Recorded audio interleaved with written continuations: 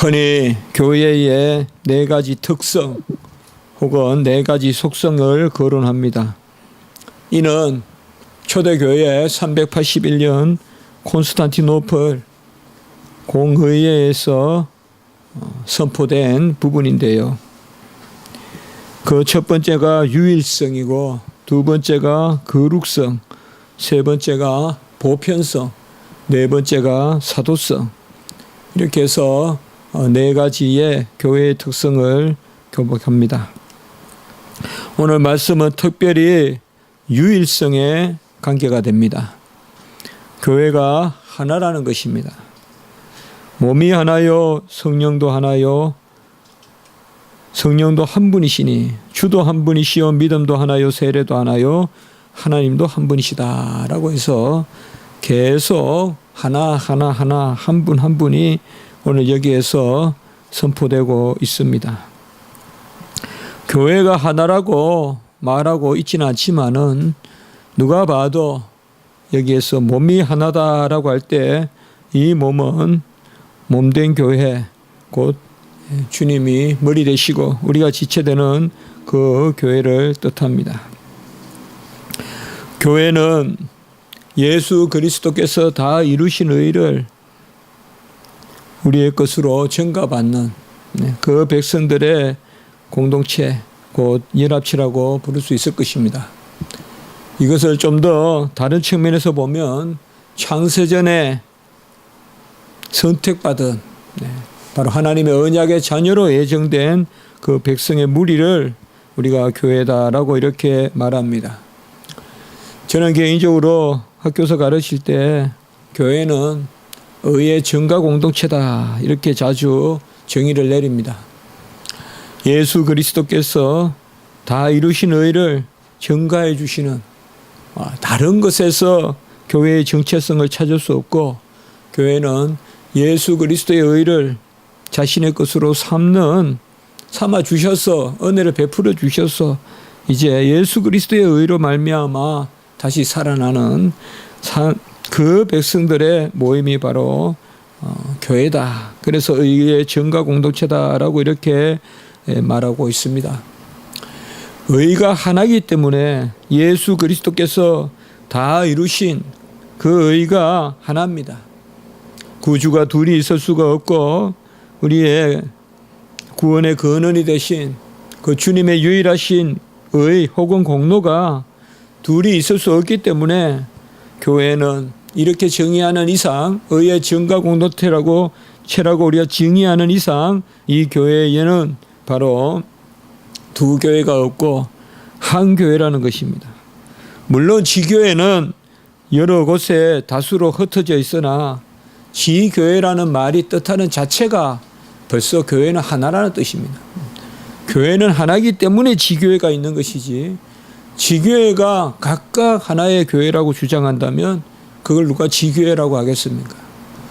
우리가 원천이 있고 분천이 있고 지천이 있고 이 물길도 여러 가지가 있잖아요. 지천이란 것도 있잖아요. 보면 가지가 되는 천, 지천이라는 게 있는데 이것은 바로 한 물줄기이기 때문에 교회가 하나이기 때문에 여러 지교회가 있는 것입니다. 이러한 교회가 유일하다는 것으로부터 거룩성이 나오죠. 아까 두 번째가 바로 이제 교회의 거룩성입니다. 교회가 하나이고 이 하나이다는 것은 예수 그리스도 머리이신 주님이 한 분이시고 그분이 신랑 되시기 때문에 이 한 분이신 예수 그리스도만을 바라보고 마땅히 신부로서 순결해야 되는 것, 그것이 바로 교회의 거룩성입니다. 그래서 교회의 유일성과 교회의 거룩성은 서로 연결되어 있습니다. 교회가 둘이라 그러고 머리가 둘인 줄 알고 여기 바라보고 저기 바라보고 하면 그건 그 교회가 거룩한 것이 아닙니다. 교회의 거룩성의 그 출발은 바로 주님이 한 분이시다, 신랑 대신 그 예수님이 한 분이시다라는 것을 교회가 온전히 붙들고, 그리고 그를 바라고 그를 향하고 그 안에서 그에게로 자라가고, 이런 것들이 이제 교회의 거룩성의 모습입니다.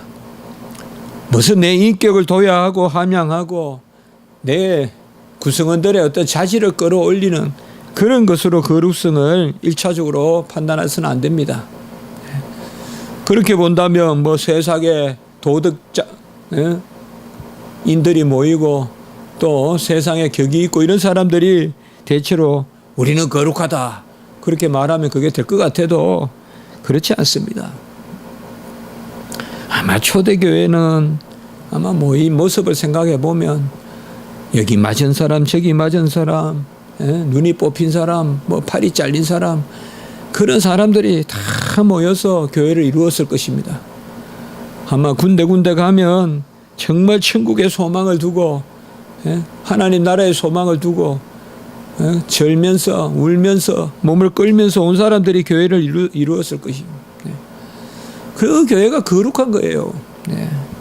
그런 처지 상황에서도 주님만을 앙망하고 주님만을 소망하고 나아가는 그게 교회의 거룩성이죠. 그리고 세 번째 교회의 보편성은 바로 이러한 교회가 어디에나 언제나 있어야 한다는 것이죠. 그래서 교회는 어느 곳에만 있는 교회, 특별한 교회, 특수한 교회는 따로 없다는 것입니다. 교회에 계급이 없다는 것이죠. 저 로마 교황청에 있는 교회만 중심교회고 나머지 교회는 그 다 밑에 피라미드 같이 계급적으로 밑에 있는 가장 카톨릭을 이야기하지만 그 카톨릭이 보편적이라는 뜻이거든요. 가장 비카톨릭적인 것이 바로 로마 캐톨릭 교회예요. 본래 초대교회에서 이 보편성, 카톨릭이라는 말은 우리가 쓰는 말이고 좋은 말입니다. 본래 우리가 성경적으로 받아야 될 말이에요. 이 말씀은 교회는 어디에나 언제나 있어서 유럽에만 교회가 있는 것이 아니고 지리상의 발견 이전에는 유럽에만 교회가 있다고 생각했어요. 그래서 15세기 말 16세기 지리상의 발견을 하면서 남미가 발견되고 또 이제 더 나아가서 17세기 아프리카 또 아시아 이렇게 발견되면서 그쪽 사람들에게도 과연 교회가 있어야 되냐 뭐 이런 것들이 막 크게 논란이 되고 재판까지 하고 하는데 당연한 이야기죠. 교회는 어디에나 있다 또 어디에나 있고 그 교회는 보통 우리가 보편성이라 그러면 공간만 생각하는데 그렇게 생각하면 안 돼요. 시간도 이야기해야 돼요. 가만히 우리가 보면 공간성과 시간성의 보편성이 다 있어요. 주님 오실 때까지 언제든지 또 교회는 있어야 돼요. 교회라는 것은 뭐 한 세대에 우리 십자가지기 교회도 이렇게 미약한 것 같아도 한 세대를 지향해서는 안 되고 이 교회가 하나님 우리 주님 오실 때까지 그러한 보편성을 갖는 그런 교회가 되어야 되죠. 그리고 네 번째 사도성이라는 것은 바로 이러한 교회가 선지자와 사도들이 전한 말씀의 틀에 서 있다. 이게 교회의 사도성입니다. 그러니까 초대교회에서 사도성은 성경의 기록과 긴밀한 연관이 있죠. 사도들이 성경을 기록하지 않습니까? 그래서 이러한 교회에 오늘 이제 말씀을 보는 김에 우리가 교회의 네 가지 속성을 지금 말씀드리고 있는데 교회가 하나이고 교회가 거룩하고 교회가 시간과 공간을 통하여 어디에나 있어야 하고 그리고 교회가 이 땅 끝까지 가라는 거죠. 교회의 보편성은. 그리고 교회의 사도성. 이 네 가지의 제일 처음이 바로 그 본질이 뭐냐? 오늘 여기에 나오는 교회의 유일성이다. 이 말이에요. 몸이 하나요. 성령도 한 분이시요. 주도 한 분이요. 믿음도 하나요.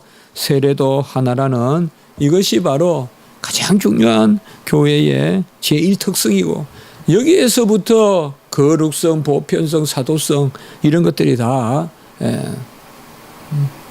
파생되어 나오는 거죠. 마치 10계명의 제1계명에서 나머지 9계명이 따라오듯이 말이에요.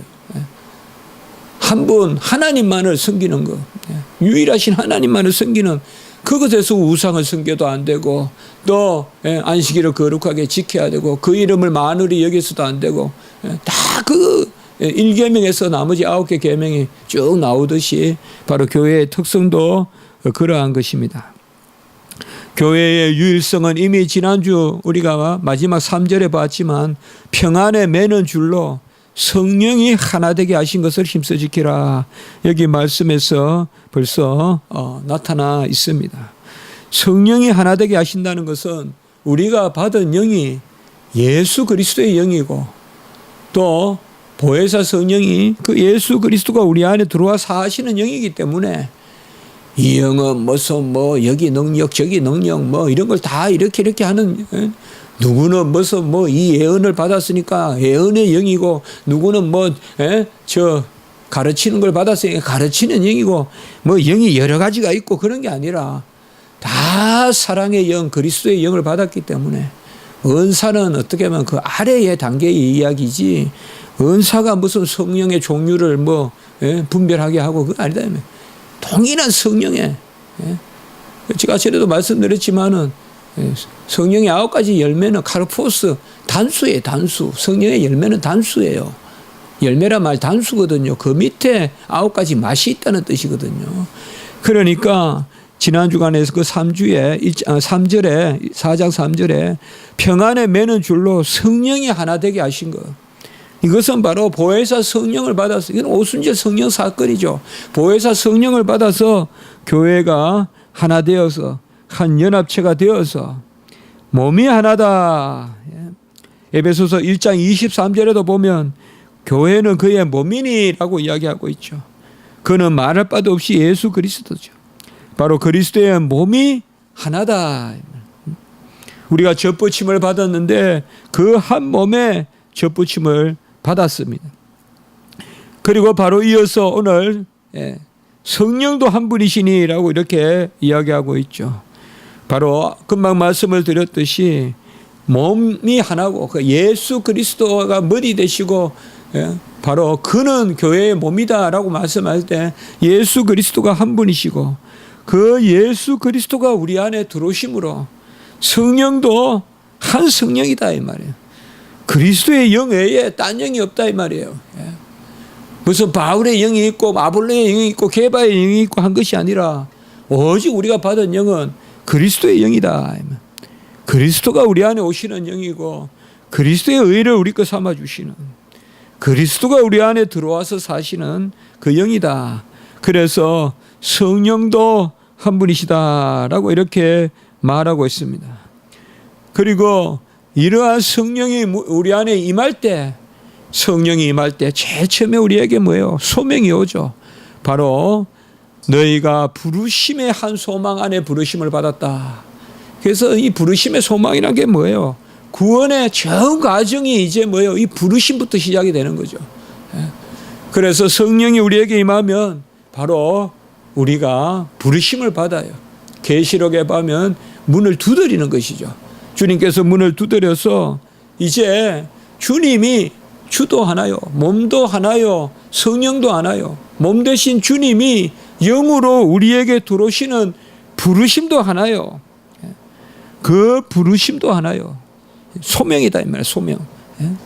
이건 구원의 소명이에요. 구원의 소명, 부르심의 한 소망 가운데 말할 바도 없이 부르심의 소망은 구원을 다 이루는 성도를 견인해서 끝까지 이루는 그 부르심의 소망 가운데서 그 부르심도 하나요.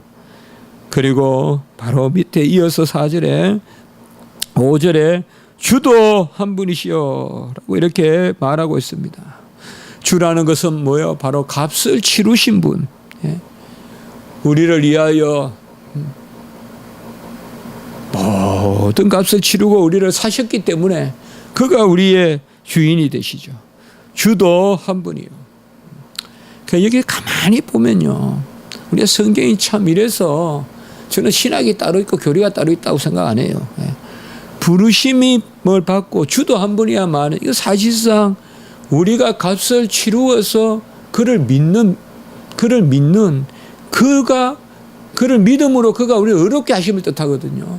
그래서 주도 한 분이요라는 말은 칭의하고 관계가 돼요. 부르심이라는 말은 소명이고 주도 한 분이요라는 말은 칭의가 관계돼요. 그가 우리의 값을 치름으로 우리가 의롭다 칭함을 받았다. 사실 초대교회에서 예수님을 주라고 부를 때는 이 내용이 쫙 깔려 있어요. 지금 우리는 주라는 말이 상당히 그냥 호칭으로 고착되어 있고, 하나 그냥 주라는 말이 마치 그냥 우리가 뭐 한자 이름이 있지만 이름 내용을 생각 안 하잖아요. 그냥 그렇지 않아요. 누가 저를 병우라 부른다고 해서 뭐 그게 자루병자든 맑은 호자든 신경 안 쓰잖아요. 그렇죠. 그러나 처음 이름을 지을 때는 그것을 신경 쓰죠.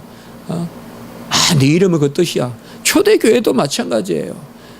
초대교회에서 예수님을 부활 후에 비로소 주라고 많이 부르거든요. 예수님을 주라고 부를 때 그때는 그들에게 딱 와닿아요. 주라는 말이 큐리오스란 말이 뭘 뜻하느냐. 값주고 샀다는 뜻한 말이에요. 나는 의롭지 않은데 의롭다 칭했다는 걸 뜻한단 말이에요. 우리는 이 주라는 것을 그냥 그 내용을 까먹고 그냥 하나의 그냥 상호같이 표상같이 여긴다고요. 물론 칭호죠. 부르는 이름인데 그 안에 담고 있는 내용이에요. 그래서 소명도 하나요. 부르심도 하나요. 우리를 의롭다 하셔서 모든 값을 치르는 그 주도 하나요. 그리고 그를 믿는 그가 우리의 주라는 것을 믿는 믿음도 하나요. 이게 우리가 신학에서 구원 서정에 다 동시에 일어나는 거예요. 소명, 칭의, 믿음. 믿음도 하나요. 우리가 두 믿음이 있지 않다 이 말이에요. 한 복음을 믿고 한 주를 믿는다 이 말이에요. 우리를 자녀로 부르고 그리고 우리에게 주인이 되시는 그 주님이 한 분이시고 그 주님이 한 분이심을 믿는다 이 말이에요. 주는 한 분이시요 또 그가 내 죄를 사하심으로 내가 의롭다함을 받았다는 그것을 믿는다 이 말이에요. 믿음으로 의롭게 됨을 된다. 그것도 하나요. 그리고 그 믿음을 잊히는 게 바로 뭐예요? 세례잖아요. 그 참 성경에 보면요. 저는 참 아까도 말씀드렸지만 정말 이 교리와 성경이 물론 교리가 성경을 해석한 거기 때문에 당연히 그렇게 돼야 되겠지만 참 절묘하다는 것을 제가 많이 생각을 해요. 주도 한 분이시요 그리고 믿음도 하나요. 세례 이게 다 소명, 칭의, 믿음 그리고 그것을 인치는 세례도 하나요. 세례가 2개, 3개가 없어요. 바울의 세례가 있고 아볼로의 세례가 있고 게바의 세례가 있고 누구에게 세례를 받았고 그게 아니죠. 누구에게 세례를 받았다 그러면 버려야 될 세례도 많아요. 주님의 이름으로 세례를 받았기 때문에 그리고 오늘 주목되는 게 6절이에요. 여기에서 우리가 하나님도 한 분이시니라고 이렇게 연결되는 것을 볼 수가 있어요. 이거는 에베소와 골로새서에 아주 공통적으로 나오는데 예수 그리스도를 말씀하다가 하나님도 한 분이시다. 이거는 마치 주님에 관한 논의가 이제 하나님에 관한 논의로 넘어가는 것 같은 그러한 새로운 지평을 이야기해요. 이게 바로 삼위일체의 지평이에요. 저는 언젠가 교회의 삼위일체론적 기독론적 그러한 관점에 대해서 한번 글을 써본 적이 있습니다. 한국에 돌아와서 얼마 되지 않았어. 바로 이런 것을 제가 염두에 두고 말씀을 드렸습니다. 교회는 예수 그리스도를 믿고 그 믿음이 바로 삼위일체 하나님을 믿는 믿음이죠. 예수 그리스도로 말미암아 아버지를 믿고 그 아버지가 누구냐? 바로 만유의 아버지고 만유 위에 만유를 통일하시고 만유 가운데 계시는 분이다. 그래서 사실상 우리가 믿음의 출발, 구원의 출발은 교회의 입교와 같이 시작되는 거예요. 이게 우리가 세례를 주는 의미예요.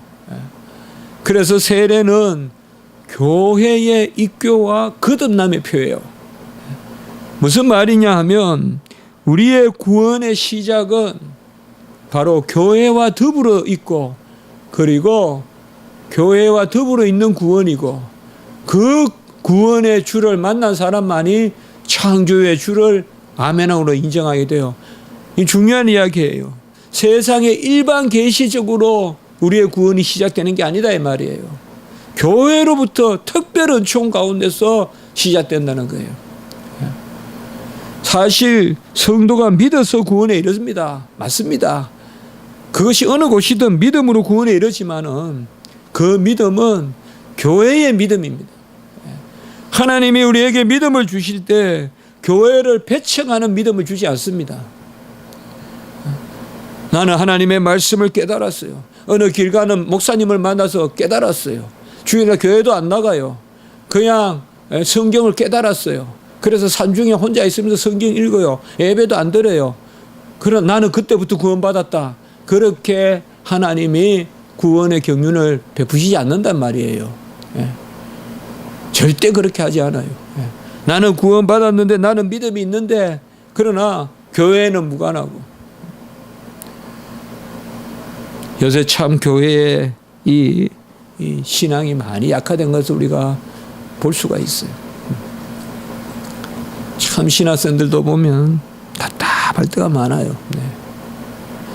신학교 들어간다 하면서 예배를 그냥 막 여기저기 막 찾아다니고 새벽 예배 드리고 해야 될 텐데, 이거는 자기 그냥 주일 예배 하나도 못 드리고 이런 것들도 많이 있어요. 이런 모습들이 참 이 교회 중심이다, 교회 중심이다 우리가 많이 이야기하는데, 우리가 에베소서를 나눌 때는 그 이야기했죠.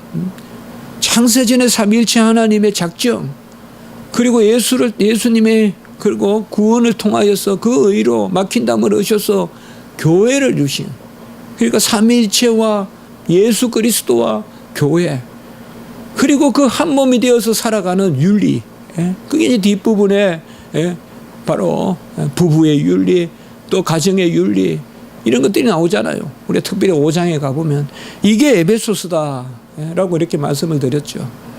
그래서 오늘 여기에서 우리가 이것을 생각해 볼 수가 있습니다. 교회를 가벼이 여기고 교회를 마치 놀이하듯이 여기 보고 저기 보고 그렇게 다니는 건 그게 아니다 이 말이죠.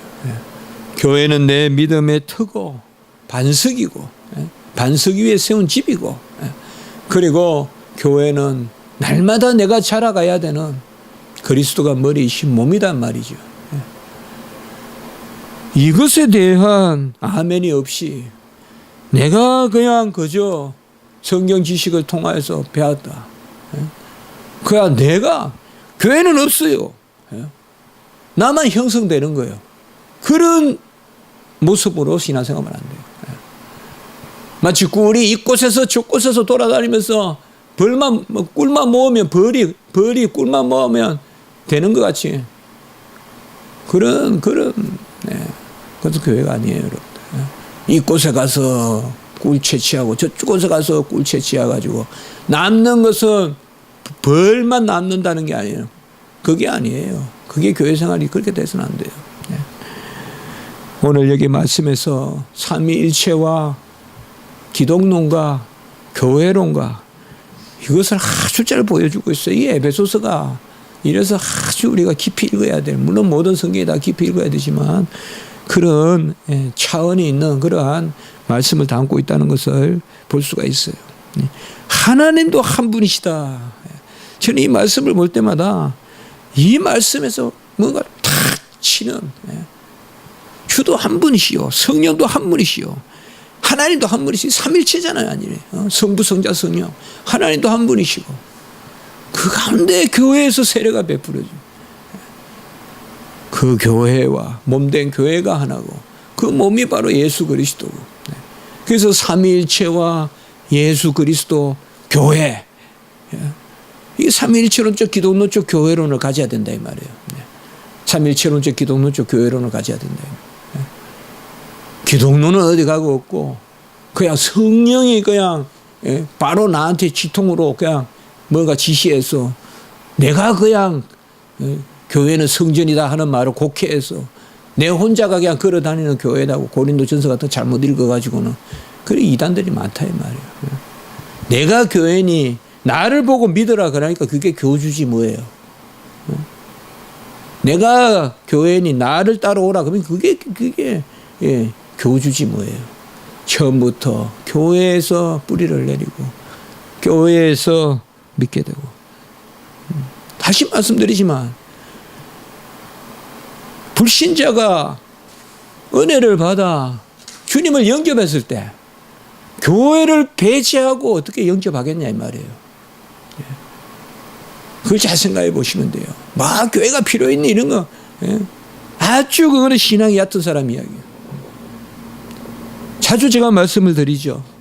교회의 비밀을 아는 자라야 깊은 믿음의 비밀을 아는 자다. 어떻게 보면 저같이 신학을 공부하고 기독론을 공부하고 이런 분들이 교회를 좀 쉽게 생각할 수가 있어요. 그러니까 저는 그렇지 않아요.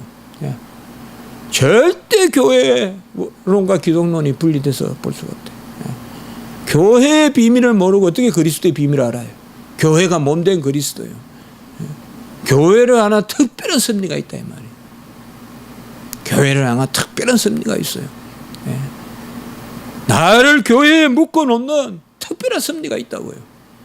여기 가나 저기 가나 그냥 벌레가 그냥 발에 분 묻혀도시 봄날에 여기 분 묻히고 저기 분 묻히고 다니다가 그런 게 아니다 이 말이에요. 오늘 말씀을 통하여서 우리가 바로 이러한 내용들을 새기면서 너무 귀한 말씀인데 이 교회와 삼위일체와 우리 기독론 이런 지평들을 깊이 생각하는 또 특별히 우리 교회에 또 이러한 것을 잘 생각하는 시간이 되었으면 좋겠습니다.